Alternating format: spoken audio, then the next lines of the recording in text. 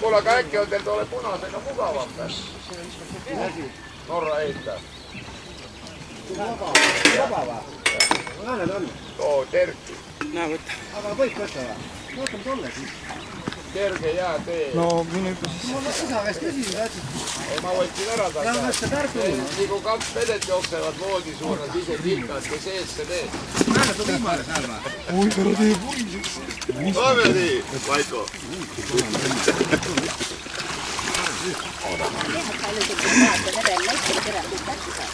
Aega mä loettelen.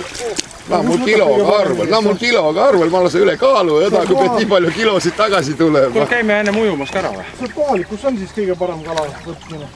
Helsteini rein loopis toda roo äärpidi ja seal on näete poi, et ärge üle poist kaugemale ärge liige.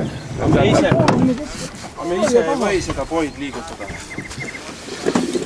Võid fiks. Maru arvas on pensioni. Aga ma arvan... Maru arvas on pensioni.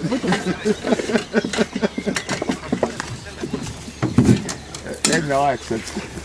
Võite loopida ka toda roo äärt, sellepärast, et sealt ta sai neljapäev, nädal tagasi sai ta 6 tükki. 1 2,5, 2 tükki 1,5 ja 3 tükki kilo ja noh, siia-sinna. Ma kutsusin Järveri... Aga nendel olid, tal püüdis ainult kummilutuga.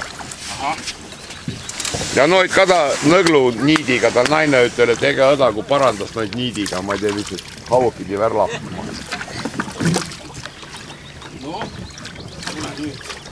Ai jumma. Riindio! Kus sa no välja vedasid? Kui jummal.